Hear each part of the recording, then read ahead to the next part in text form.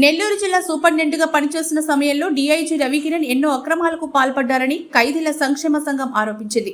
Nellore press క్లబ్లో జరిగిన విలేకరుల సమావేశంలో ఖైదీలు, వారి కుటుంబ సభ్యుల సంక్షేమ సమితి అధ్యక్షురాలు సిహెచ్ కవిత మాట్లాడుతూ, చంద్రబాబు నాయుడు జైల్లో ఉన్న సమయంలో చంద్రబాబు నాయుడు కుటుంబ సభ్యులకు వారానికి 2 సార్లు మాత్రమే ములాఖాత్ ఇచ్చి, అదే వైఎస్ఆర్సీపీ మంత్రులు పెద్దిరెడ్డి రామచంద్రారెడ్డి తదితరులకు వారానికి 14 సార్లు ములాఖాతులు ఏర్పాటు చేశారని ఆరోపించారు. నెల్లూరు సూపరింటెండెంట్గా పనిచేసిన కాలంలో వెంకటేశ్వర్లు అనే ఖైదీని హింసలకు గురి చేశారని విచారణ జరుగుతోందని తెలిపారు. రవికిరణ్ చేసిన అక్రమాలపై సిఐడి విచారణ జరిపించాలని డిమాండ్ చేశారు. ఈ కార్యక్రమంలో ఎం కవిత, సతీష్ తదితరులు పాల్గొన్నారు. లోకేష్ గారు దృష్టి పెట్టి సిబిసిఐడి ఎంక్వైరీ జరిపించాలి, అలాగే రవికిరణ్ని చట్టపరంగా శిక్షించాలి. ప్రియతమ ముఖ్యమంత్రి నారా చంద్రబాబు నాయుడు గారు అక్రమ కేసుల్లో జైల్లో ఉండగా అంత పెద్ద మనిషి మీద మీడియా సమావేశంలో అవాకులు చవాకులు సాధించడమే కాకుండా కొన్ని సందర్భాలలో కూడా అసభ్యకరంగా కూడా మాట్లాడడం జరిగింది. ఇప్పటికీ అందరికీ గుర్తుంది. చంద్రబాబు నాయుడు గారు జైల్లో ఉన్నప్పుడు, అక్రమ కేసుల్లో ఉన్నప్పుడు వాళ్ళకి కుటుంబ సభ్యులకి కలవడానికి వారానికి 2 సార్లు మాత్రమే అనుమతినిచ్చారు. అదే కాకుండా రవికిరణ్ గారు సూపరింటెండెంట్గా ఉన్న సమయంలో, నెల్లూరు జైల్లో సూపరింటెండెంట్గా ఉన్న సమయంలో చెవిరెడ్డి భాస్కర్ రెడ్డి, అలాగే పెద్దరెడ్డి మిథున్ రెడ్డి గారు జైల్లో ఉన్నారు. అప్పుడు వారికి వారానికి సుమారు 14 ఇంటర్వ్యూలు ఇవ్వడం కూడా జరిగింది. వారంలో 6 రోజులే పని దినాలు అయితే 2 వారాలకు 14 ఇంటర్వ్యూలు ఎలా ఇస్తారు?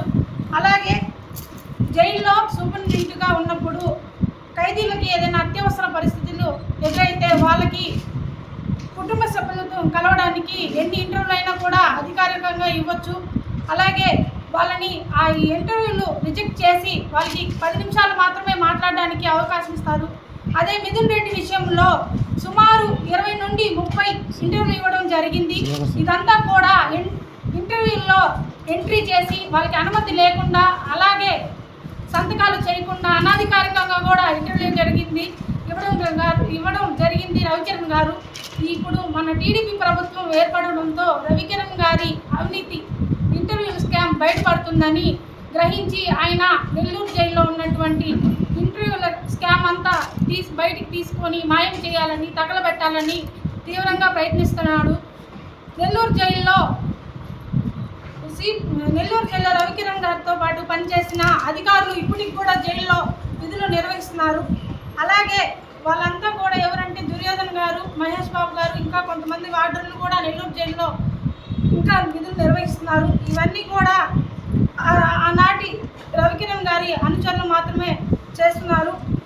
జైల్లో సూపరింటెండెంట్గా ఉన్న సమయంలో రవికిరణ్ గారి చీటీ నెంబర్ 4298 పి వెంకటేశ్వర్లు అనే ఖైదీ మల విసర్జన ద్వారంలో మర్మాంగంలో మెరుపుడి జోపించి, పెద్ద లాఠీని కూడా జోపించి రవికిరణ్ అతనిపై తీవ్రంగా దాడి చేశారు. ఇదంతా కూడా ఈ రవికిరణ్ గారి ఆయన అనుచరులైనటువంటి వారి సమక్షంలో కూడా జరిగింది. ఇదంతా కూడా తోటి ఖైదీలు చూసి పై అధికారులకు తెలియజేయడంతో ఐజీ జైలు శాఖ వారు విచారణ జరిపించి సిబిసిఐడి కూడా ఎంక్వైరీ చేయించారు. ఈ ఎంక్వైరీలో కూడా జరిగిందంతా వాస్తవమేనని ఖైదీలను విచారణలో కూడా తెలిసింది. సిబిసిఐడిలో ఎంక్వైరీలో రికార్డులు చేసిన సాక్ష్యాలను కూడా SHRC వారికి పంపివ్వలేదు.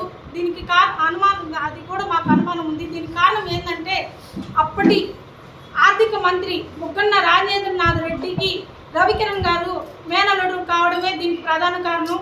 అప్పటి మాజీ మంత్రి పేరును ఉపయోగించి సిబిసిఐడి ఎంక్వైరీలో ఆయన దొంగచాటుగా తప్పించుకున్నాడు.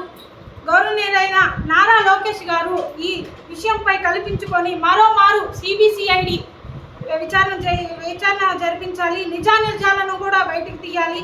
పేద ఖైదీ అయిన టి వెంకటేశ్వర్లకు న్యాయం జరగాలి. అతనిపై జరిగింది ముమ్మాటికి లైంగిక దాడే. ఇప్పుడు ప్రస్తుతం రవికిరణ్ గారు గుంటూరు రేంజ్ డిఐజీగా రావడానికి తీవ్రంగా ప్రయత్నాలు చేస్తున్నాడు. ఎందుకంటే నెల్లూరు జైల్లో జరిగిన అక్రమాలను మాయం చేయాలన్నది ఆయన ప్రధాన ఉద్దేశం.